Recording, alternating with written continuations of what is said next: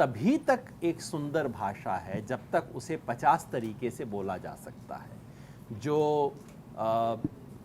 भोजपुरी वाला हिंदी बोलता है जिसमें लिंग भेद नहीं होता, क्योंकि भोजपुरी में लिंग भेद नहीं है।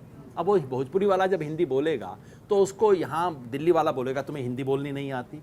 अरे इसका मतलब है कि उसकी हिंदी अलग है। हिंदी 50 तरीके से बोली जाती है और वो 50 तरीके सही है, और ये दूरदर्शन आकाशवाणी की हिंदी उन 50 में से एक है। और मैंने आपको बताया कि मेरा तो एक खास दुर्घटना की वजह से ये मेरी मातृभाषा बन गई है, ये हिंदी।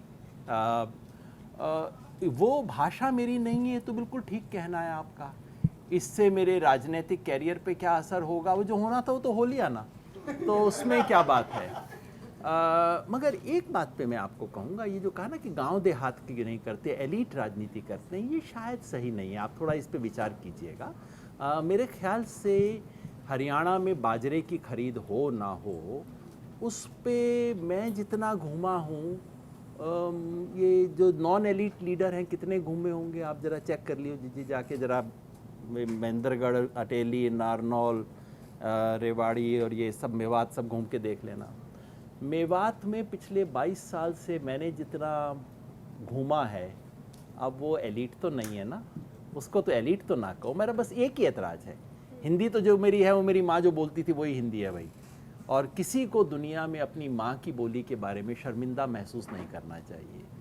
चाहे माँ भोजपुरी बोलती हो, चाहे माँ आकाशवाणी बोलती हो, चाहे माँ बागड़ी बोलती हो, तीनों हिंदियाँ हैं।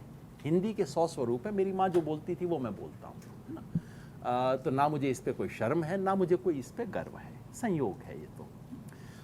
लेकिन ये कहना कि एलीट किया, ये जो हरियाणा में दंगे हुए रोहतक के टाइम पे, अब ये नूह वाली बात नहीं कर रहा, पहले रोहतक झज्जर में हुआ,